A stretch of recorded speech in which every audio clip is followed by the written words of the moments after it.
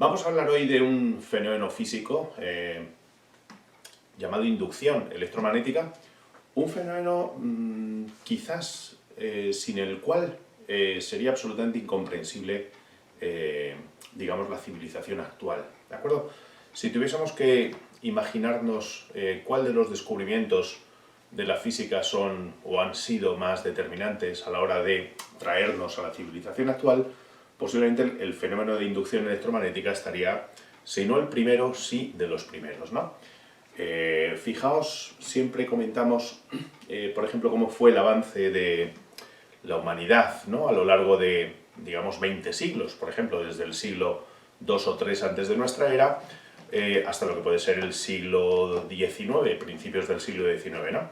Entonces, esa evolución, fijaos que 2 siglos antes de nuestra era, la gente se movía pues con caballos o con carros tirados por caballos, se iluminaban las viviendas y las calles pues con antorchas de fuego, etc. Y, digamos, a finales del siglo XVIII, principios del XIX, la cosa seguía en ese sentido básicamente igual, es decir, la gente seguía moviéndose por caballos tirados, por carros tirados por caballos, y se seguían iluminando, digamos, las viviendas pues con candelas y con luces de gas, etcétera, ¿no? Pero no había habido en ese sentido una gran evolución en esos prácticamente 20 siglos que podríamos decir, ¿no? Esa curva, por tanto, de evolución, digamos, de la humanidad es como muy... no es una curva, es casi algo muy plano, ligeramente ascendente. Hay en la época de la Revolución Industrial un enorme auge que empieza ya a curvar, digamos, esa trayectoria evolutiva de la humanidad. La máquina a vapor marca sin duda pues, un hito fundamental, ¿no? Lo que es el desarrollo de los modos de producción, etc. Pero si tenemos que entender el mundo actual, es decir, un mundo hiperconectado, un mundo en el que enchufamos cualquier cosa a la red doméstica, ponemos a cargar un cargador, utilizamos transformadores para pasar de 220 a 5 voltios, transformamos corriente alterna en corriente continua, etc. Todo esto que tenemos hoy en día y que conforma, digamos, lo que es nuestra civilización actual, no lo entenderíamos si alguien como un personaje como Faraday y otros no hubiesen descubierto el fenómeno del que vamos a hablar hoy, de la inducción electromagnética. Por tanto, estamos en presencia de uno de los temas más importantes para entender el desarrollo tecnológico que tuvo lugar a partir del siglo XIX hasta transformarnos hoy en día. Decíamos antes que si esa curva evolutiva era algo parecido a esto, a partir del siglo XIX, esto pega, principios del siglo XIX, pues pega un subidón enorme y la evolución de la humanidad no tiene parangón en siglo y medio, o en 2 siglos incluso, con respecto a los 20 siglos anteriores, ¿no? Siempre ponemos a modo de ejemplo, ¿no? Si una persona, digamos, del siglo II de nuestra era hubiese sido trasplantada al siglo XVIII, sí, habría apreciado bastantes cambios, le parecería un mundo extraño, ¿no? Pero si una persona de principios del siglo XIX es trasplantada, por ejemplo, al siglo XXI, a la situación actual en la que estamos, seguramente pensaría que está en otro planeta. Es decir, gente hablando por un móvil a largas distancias, conectándonos a través de cualquiera de las aplicaciones por las que nos podemos conectar y charlar con alguien que está en el otro extremo del mundo. Bueno, pues todo esto sería impensable, ¿no? Entonces, realmente, fijaos que ese salto evolutivo tiene su raíz y tiene su origen en lo que llamaríamos las experiencias de Faraday y el descubrimiento de la inducción electromagnética, ¿vale? Nos remontamos a 1820 y nos acordamos que en 1820 hubo un personaje clave en todo esto, ¿no? Un personaje que ligó dos fenómenos aparentemente inconexos, que tenían ciertas similitudes y que ya, digamos, en aquella época se empezaba a pensar que quizás había algún tipo de relación, ¿no? Pero bueno, ya sabemos que el experimento de Ørsted, crucial, nos descubrió sencillamente que una corriente eléctrica podía generar un campo magnético, de hecho generaba un campo magnético. Y además el experimento de Ørsted, digamos resumido, nos dice que una corriente estacionaria, una corriente eléctrica estacionaria, genera un campo magnético estacionario también, ¿de acuerdo? A partir de ahí ya sabemos un poco cómo ha sido la historia del electromagnetismo, es decir, justo la publicación de Ørsted, una publicación corta, sencilla, 5 folios, pero se tradujo a muchos idiomas enseguida y tuvo una enorme repercusión. Es decir, tanta fue la repercusión que automáticamente pues, gran parte de la comunidad física de entonces dedicó sus esfuerzos a tratar de desentrañar esa relación que había entre electricidad y magnetismo, ¿no? Tan solo una semana después de recibir, digamos, el artículo de Ørsted, de que se hiciera público en Francia el artículo de Ørsted, pues Ampère demostró que entre corrientes paralelas se podían establecer o aparecían fuerzas magnéticas que podían ser atractivas o repulsivas dependiendo del sentido, algo que ya conocemos, ¿no? Y justamente en esa década, desde 1820, que tiene lugar el experimento de Ørsted, hasta, digamos, 1830, en esa década se empieza a desentrañar prácticamente la naturaleza del electromagnetismo, ¿no? Aparece pues, este experimento que hemos citado, Biot, Savart enuncian, digamos, cómo es un campo magnético debido a un elemento de corriente, etc. Es decir, algo que ya hemos visto y que ya conocemos, ¿no? Hubo otros personajes, por el contrario, que pensaron en sentido inverso. Pensaron en sentido inverso. Si es verdad que de la electricidad se produce el magnetismo, la pregunta es, ¿del magnetismo podíamos producir electricidad? Es decir, ¿era posible a partir del magnetismo producir electricidad? Las primeras ideas, las primeras intentonas, se basaban en tratar de ver si, dado que una corriente estable producía un campo magnético estacionario, las primeras ideas eran pensar si un campo magnético estacionario podría, a la inversa, producir una corriente estable, ¿vale? Todos esos intentos, como vamos a ver, fracasaron. Es decir, un campo magnético no produce una corriente eléctrica en el sentido de un campo magnético estacionario no da lugar a una corriente eléctrica estacionaria. ¿De acuerdo?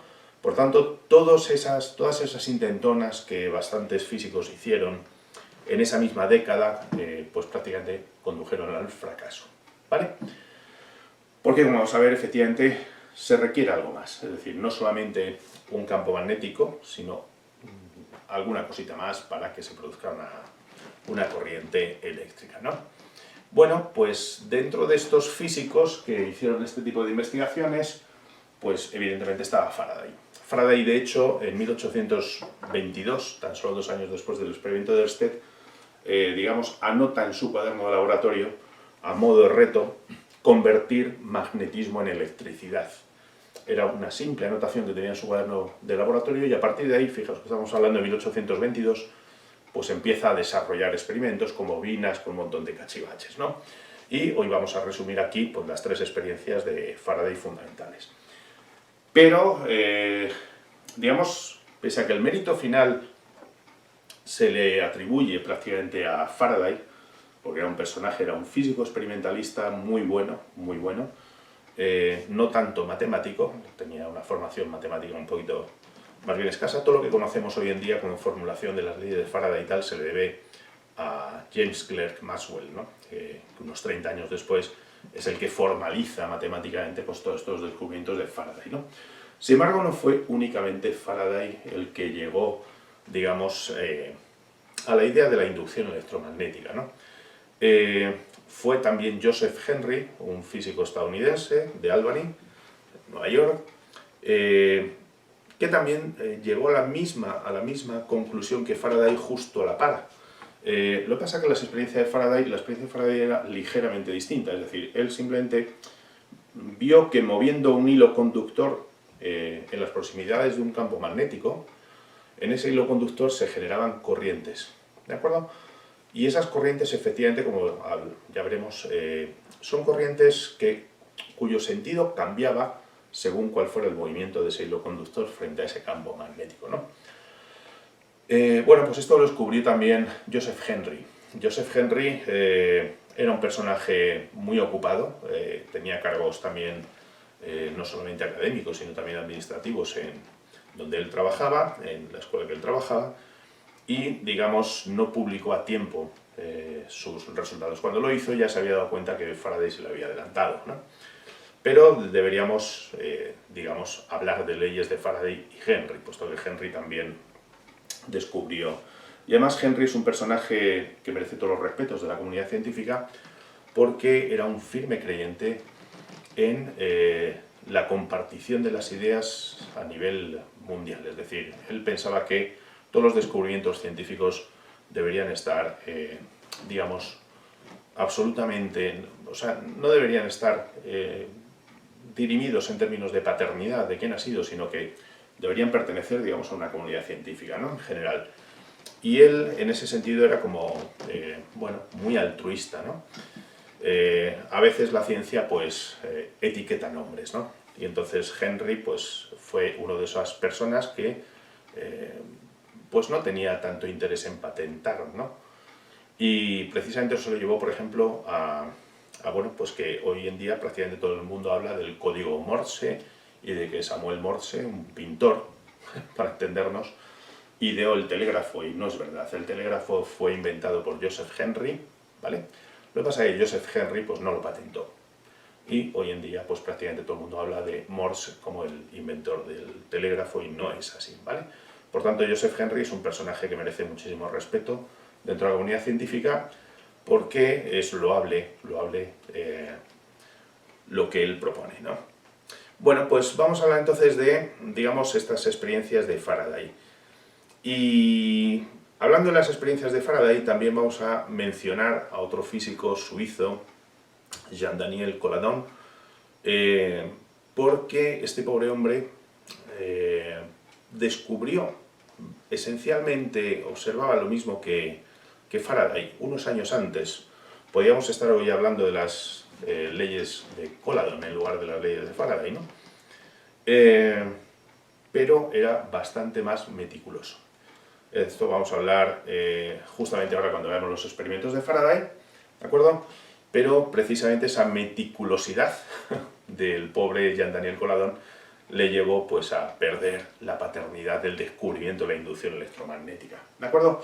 Por tanto, estamos en un tema apasionante, de verdad, o sea, es un tema, la inducción electromagnética, porque sin él, insisto, no sabríamos explicar cómo hemos llegado a la situación de la civilización actual. Sin el descubrimiento de la inducción electromagnética no tendríamos, para empezar, transformadores, no tendrían sentido los transformadores, ¿no? Fijaos que cuando Faraday descubre la inducción electromagnética, al principio piensa que es, en una carta que escribe un amigo, le hace algo así como una comparación de no sé si he descubierto una mala hierba o se va a quedar al final esto en una especie de mala hierba o he pescado un pez, ¿no? Venía a decir algo así en esa carta, en el sentido de que no sabía si el descubrimiento que acaba de hacer podría tener algún tipo de utilidad práctica o se quedaría en una simple, bueno, un simple fenómeno curioso, ¿no? Sin más, Joseph Henry Faraday en aquel entonces no se imaginaba ni de lejos la trascendencia que podía tener su descubrimiento. Pero bueno, sin ir, vamos a dejarnos ya de introducción y vamos a pasar a ver cuáles eran esas experiencias que hizo Faraday y que le llevaron a descubrir lo que hoy conocemos como inducción electromagnética. ¿De acuerdo? Pues vamos allá, vamos a hablar de los experimentos de Faraday.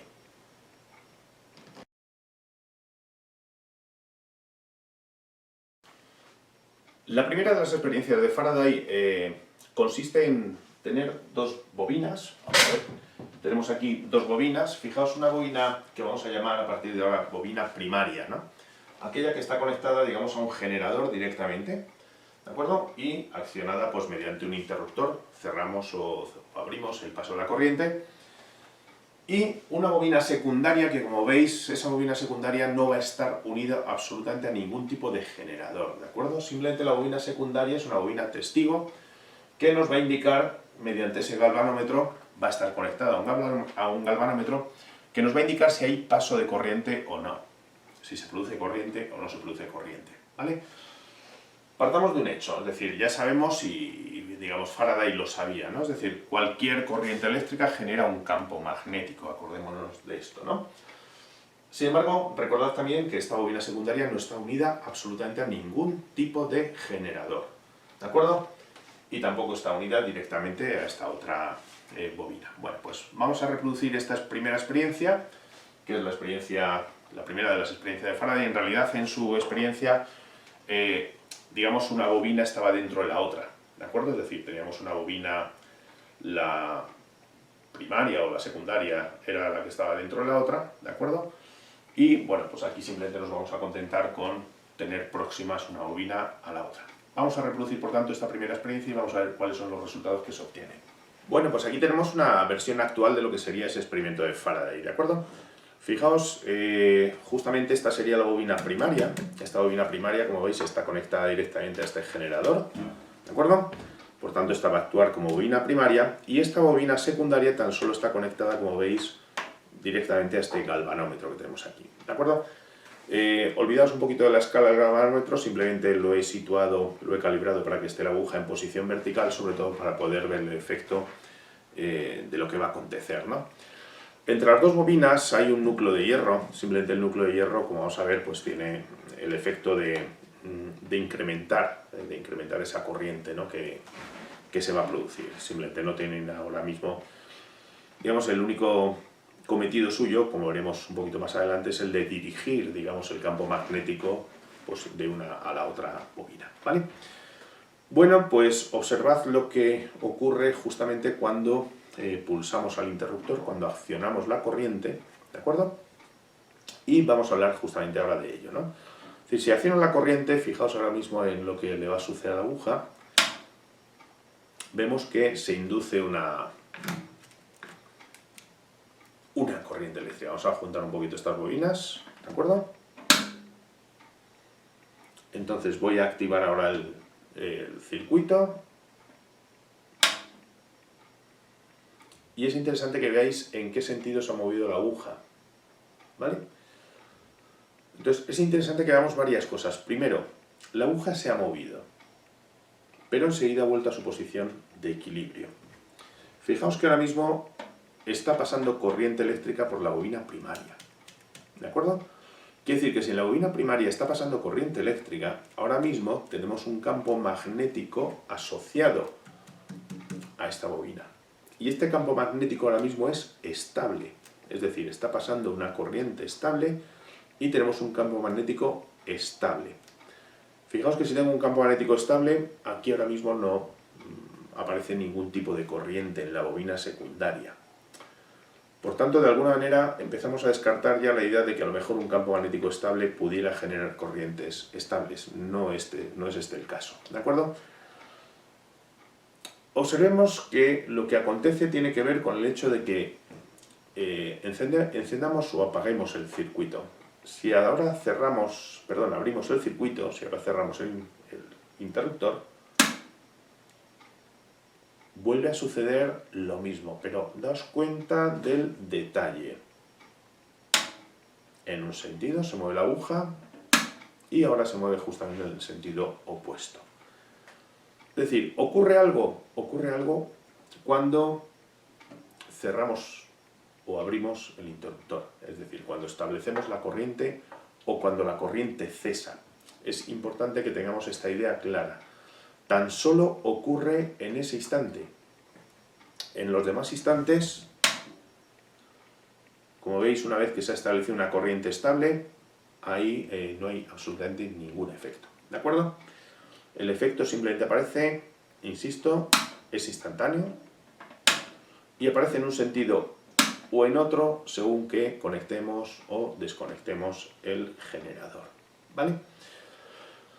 Bueno, pues precisamente este hecho que, como veis, o como acabamos de ver, es tan instantáneo y que se puede apreciar solamente en un momento y que aparentemente incluso pues el propio Faraday se preguntaba cuál podría ser la utilidad de esto, fue lo que le llevó a Jean-Daniel Colladon, como decíamos antes, a la perdición, ¿no? El pobre hombre, este físico suizo, por cierto, físico suizo importantísimo, porque fue de los primeros que habló, de los primeros que verificó, digamos, la reflexión total interna que hoy en día pues, nos ha conducido a las fibras ópticas, ¿no?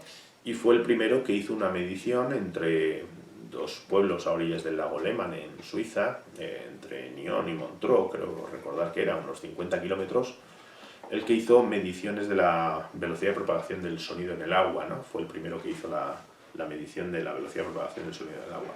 O sea, es un físico con una trayectoria bastante curiosa, ¿no?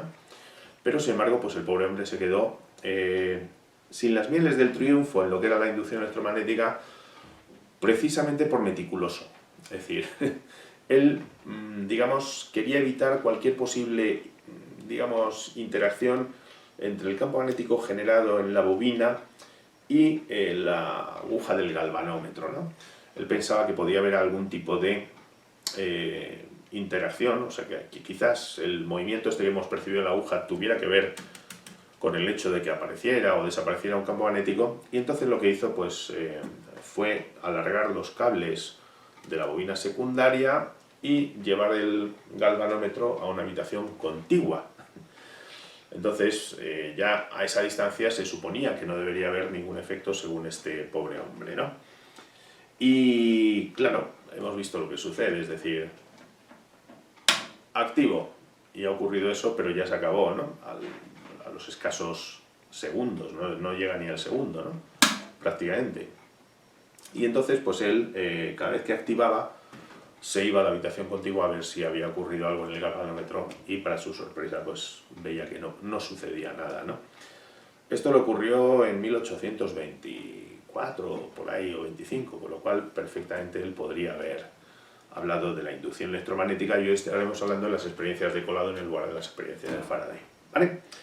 Pero bueno, nos quedamos con esta primera experiencia y vamos a ver, vamos a sacar las conclusiones de esta primera experiencia antes de pasar a la segunda. Bueno, pues aquí tenemos resumidos los resultados de este experimento que acabamos de hacer, ¿de acuerdo?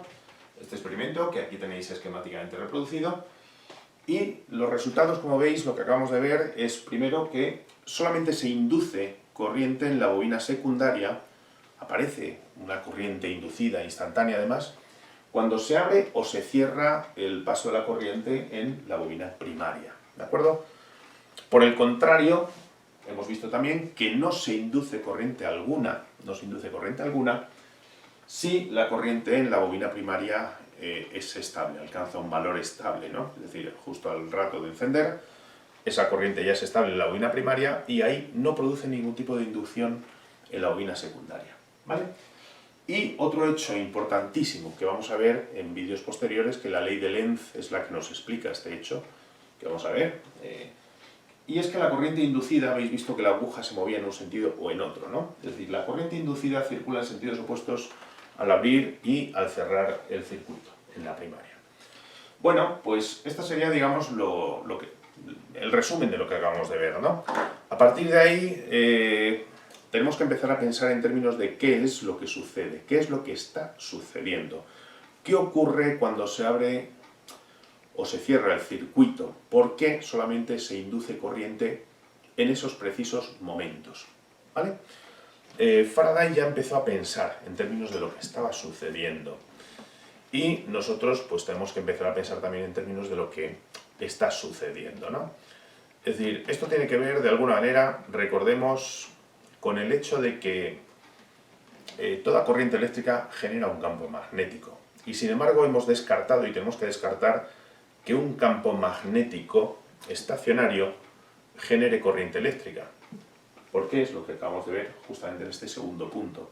Si yo tengo un campo magnético estable, no soy capaz de generar ningún tipo de corriente eléctrica.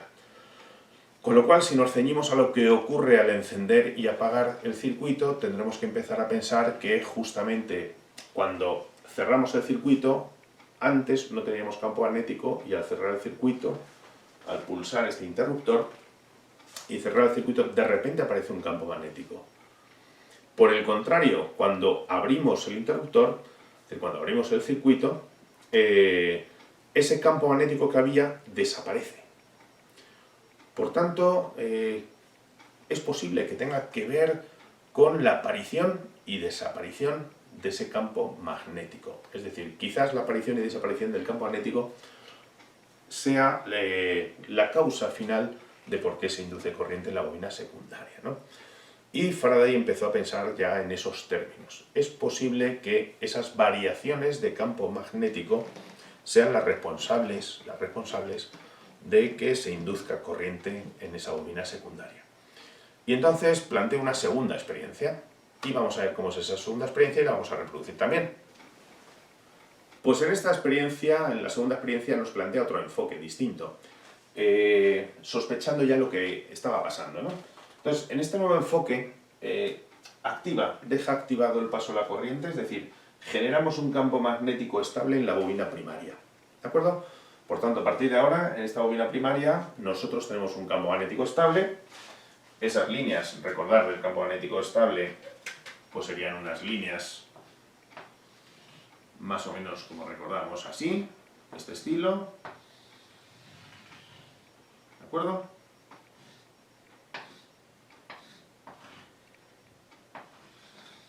Vale. Vamos a suponer, por ejemplo, que este sea el polo norte de ese campo magnético y por tanto las líneas serían salientes en ese sentido, ¿de acuerdo? Entonces ahora mismo tenemos ahí un campo magnético estable en esa bobina.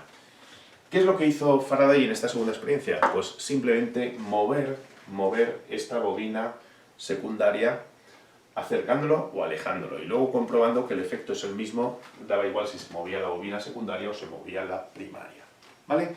Entonces vamos a ver qué es lo que sucede justamente cuando tenemos un campo magnético estable en la bobina primaria, tenemos activada la corriente y simplemente lo que hacemos ahora es acercar o alejar esa bobina secundaria con respecto a la primaria, ¿de acuerdo? Insisto, da igual el movimiento relativo de una respecto de la otra o de la otra respecto a la una. Venga, vamos a reproducirlo pues en la segunda de las experiencias. Vamos allá con la segunda experiencia. Bobina primaria, ahora mismo está pasando la corriente, como veis, está activada la corriente y por tanto aquí tenemos un campo magnético estable en esta bobina, ¿de acuerdo? La bobina secundaria ahora mismo está en reposo respecto a la primaria, como veis no se induce ningún tipo de corriente. Recordad que tenemos que fijar la atención siempre en lo que sucede en la aguja del galvanómetro, ¿vale? Bien, si yo mantengo ahora fijo esta bobina y acerco esta otra bobina, observad lo que sucede, ¿no? Es decir, al acercar se ha desplazado la aguja. Al alejar, observad que la aguja se desplaza en sentido opuesto, ¿de acuerdo? Y como decía antes, da igual cuál sea la bobina que se mueve, una u otra, o las dos simplemente a la vez, pero como veis se induce la corriente en un sentido cuando se aleja y en otro sentido distinto cuando se acercan las bobinas entre sí, ¿de acuerdo? Por tanto, recapacitemos, campo magnético estable en la bobina primaria y acercamos la secundaria, según se acerca o se aleja, digamos, se induce corriente, ¿de acuerdo?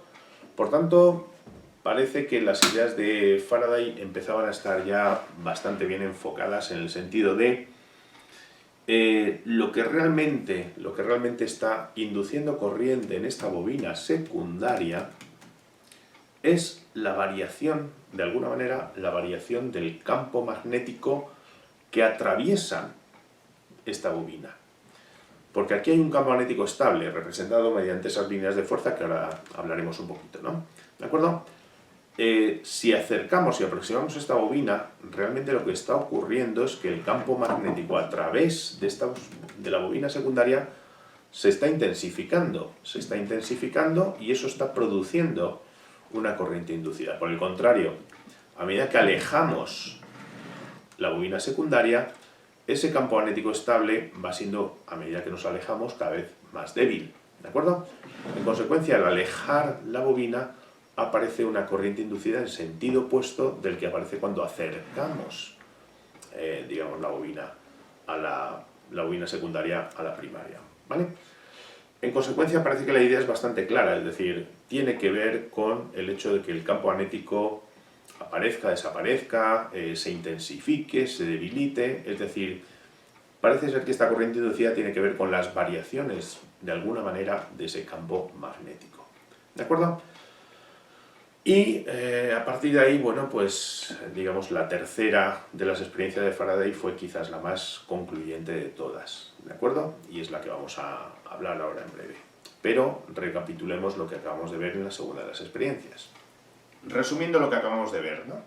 Es decir, en esta segunda experiencia, donde, digamos, manteníamos un campo magnético estable, una corriente estable en la bobina primaria y movíamos la secundaria, o bien movíamos la primaria hacia la secundaria, daba un poco igual, ¿de acuerdo? Hemos visto los resultados, y es que mientras mantenemos una corriente estable en la bobina primaria, se induce corriente si acercamos la bobina secundaria, y esa corriente se induce en un determinado sentido cuando se acerca. Y cuando se aleja la bobina secundaria, se induce corriente pero en sentido opuesto, es decir, la aguja, como veis, se desplaza en un sentido o en otro. Y, por último, da igual cuál sea el movimiento, en realidad esa corriente inducida se debe al movimiento relativo de una bobina respecto de la otra. ¿De acuerdo? Por tanto, ya parece que empezamos a tener las ideas como muy claras, en el sentido de que son las variaciones de campo magnético de alguna manera, es decir, el hecho de que aparezca, desaparezca o se intensifique o se debilite, las que producen esas corrientes inducidas. Y, por tanto, la experiencia tercera de Faraday era la experiencia concluyente. ¿Verdad? Esa experiencia, en esta tercera, vamos a prescindir del generador, vamos a prescindir de la bobina primaria y vamos a generar un campo magnético simplemente mediante un imán normal y corriente. Por tanto, vamos con la tercera de las experiencias y a partir de ahí ya vamos a concluir y a intentar matematizar un poquito qué es lo que ocurre, ¿no? ¿De acuerdo? Pues vamos allá. Y la tercera de las experiencias hemos dicho que era la experiencia concluyente, ¿no? Es decir, parece ser que son las variaciones de campo magnético de alguna manera, campo magnético variable, ya sea porque aparezca, desaparezca, porque se intensifique o se reduzca, lo que parece ser que induce corrientes en esta bobina secundaria que, como recordáis, está simplemente unida a un galvanómetro, ¿de acuerdo? Para ello, por tanto, vamos a utilizar el campo magnético de un simple imán, ¿de acuerdo? Y vamos a ver si efectivamente las sospechas aparentemente fundadas de las dos experiencias anteriores se confirman en esta tercera experiencia, donde, insisto, ahora ya no tenemos absolutamente ningún tipo de generador de corriente. Tenemos tan solo un imán, ¿de acuerdo? Y en esta tercera experiencia lo que vamos a hacer es acercar, introducir en un caso el imán, acercarlo a la bobina y extraerlo. Y fijémonos lo que hemos dicho antes, es decir, cuál es el movimiento de la aguja. En el sentido, justo cuando introducimos el imán dentro de la espira, vemos que se induce la corriente, ¿de acuerdo? Y cuando extraemos el imán de la bobina, vemos que se induce la corriente en sentido opuesto, ¿vale? Es decir, acercamos el imán, vemos que se ha movido, se ha desplazado la aguja hacia acá, alejamos el imán y se ha movido la aguja en sentido opuesto. Por tanto, la conclusión es bastante obvia. Efectivamente, esto tiene que ver con el hecho de que nosotros movamos o saquemos un imán, es decir, de que esté variando el campo magnético que atraviesa, digamos, las espiras de esta bobina, ¿de acuerdo? Y fijémonos en un hecho, es decir, si este movimiento conseguimos de alguna manera que sea un movimiento continuo, ¿de acuerdo? Lo que estamos observando es que la aguja del galvanómetro está continuamente indicando una corriente que va en un sentido o en otro, una corriente que cambia de sentido. Bueno, pues vamos a ver posteriormente que esto es el fundamento de la corriente alterna, una corriente que tan pronto circula en un sentido como el otro, pero es corriente eléctrica al fin y al cabo. Por tanto, tenemos ya una primera base de cómo se puede generar, digamos, una corriente que perdure en el tiempo, ¿no? Es decir, una corriente que aunque oscile, perdure en el tiempo, que sería pues moviendo o haciendo variar el campo magnético de modo continuo dentro de esta bobina, ya sea porque se mueva el imán o ya sea simplemente, fijaos simplemente también que esto se produce pues haciendo mover o haciendo pasar el campo magnético cerca de esta bobina, ¿de acuerdo? Por tanto, ahí estamos viendo de alguna manera cómo se induce esta corriente. Y daos cuenta de un detalle, porque ahora es cuando vamos a empezar a enunciar lo que es la ley de Faraday. Si yo acerco el imán despacio, se induce corriente, si lo alejo, se induce corriente, y si lo introduzco más rápidamente o lo alejo más rápidamente, si os dais cuenta, esa corriente es ligeramente mayor. Es decir, aumenta o la corriente que se induce tiene que ver con la rapidez con la que varía, digamos, este campo magnético. ¿Vale? Si yo los traigo más lentamente, se induce una corriente más pequeña, pero si lo aproximamos o lo alejamos rápidamente, esa corriente que se induce es tanto mayor. Este fenómeno lo podemos verificar sin duda alguna mejor con un osciloscopio, por tanto vamos a reproducir esto mismo que tenemos aquí con un pequeño osciloscopio para que veamos efectivamente que la intensidad de la corriente inducida tiene que ver con la rapidez con que varía este campo magnético. ¿De acuerdo? Bueno, vamos a visualizar en términos más cuantitativos esta experiencia, esta tercera experiencia de Faraday que acabamos de hacer, ¿de acuerdo?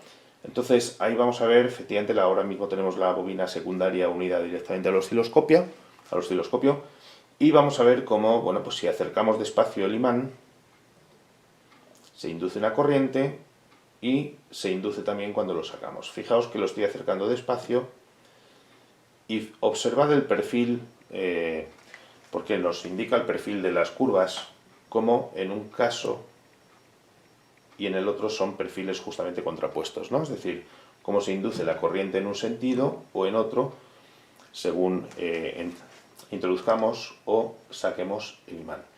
Y la altura del pico, digamos, lo que nos daría sería la diferencia potencial que se ha establecido, ¿no? Por tanto, la corriente que se establece justamente cuando hacemos este movimiento. Observad que si lo hacemos despacio, bueno, pues la altura de los picos es relativamente pequeña, ¿de acuerdo? Pero si introducimos el imán con cierta rapidez, daos cuenta que la altura de los picos en este caso es mucho mayor, indicándonos, por tanto, que la diferencia potencial que se ha establecido y que da lugar al paso de esta corriente, en este caso es o tiene que ver con la rapidez con la que se aproxima o se aleja el imán. ¿De acuerdo? Es decir, con la rapidez con la que varía este campo magnético. Bueno, pues esta experiencia que hemos visto aquí, digamos, nos confirma las sospechas que ya estábamos manejando con las experiencias de Faraday. Pues ya tenemos más o menos unas ideas bien claras de qué es lo que está sucediendo realmente, ¿no?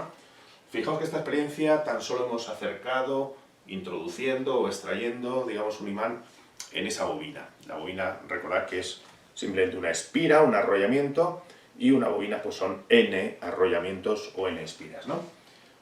Bien, hemos visto que se induce corriente al acercar o alejar el imán, al introducirlo o al extraerlo de la bobina, en un sentido o en otro, según acerquemos o según alejemos el imán. En un sentido al acercar el imán, en el sentido opuesto cuando alejábamos el imán, ¿de acuerdo? Y acabamos de comprobar con el osciloscopio que esa corriente inducida es tanto más intensa, cuanto más rápidamente acerquemos o alejemos ese imán. Dicho de otro modo, la conclusión parece ser clara, ¿no? Porque también antes hemos visto que según que acercáramos o alejáramos las bobinas primaria y secundaria más o menos rápidamente, lo que pasa es que, bueno, pues con el galvanómetro no se apreciaba tan claramente, pero se inducían corrientes en sentidos opuestos. Pero lo fundamental es esto, esa corriente es tanto más intensa cuanto más rápidamente seamos capaces de variar ese campo magnético, ¿de acuerdo? Ya sea acercando el imán o alejándolo. Por tanto, de alguna manera la formulación de la ley de Faraday nos tiene que relacionar esa corriente inducida con la rapidez con la que estamos variando nosotros ese campo magnético. Bueno, pues vamos a intentar hacer ya una formulación de esta ley de Faraday. Y para ello vamos a recurrir a un concepto que de alguna manera ya nos resulta algo familiar en el caso de un campo eléctrico, ¿no? Que os acordáis que era el concepto del flujo. El flujo eléctrico, nosotros lo hemos manejado, bueno, pues hablaremos de lo que sería el flujo magnético. Por tanto, vamos a hablar ahora de cómo podemos enunciar esta ley de Faraday, resumiendo estas experiencias que nosotros acabamos de ver, en términos de ese flujo magnético. Y para ello vamos a definir previamente lo que entendemos por flujo magnético.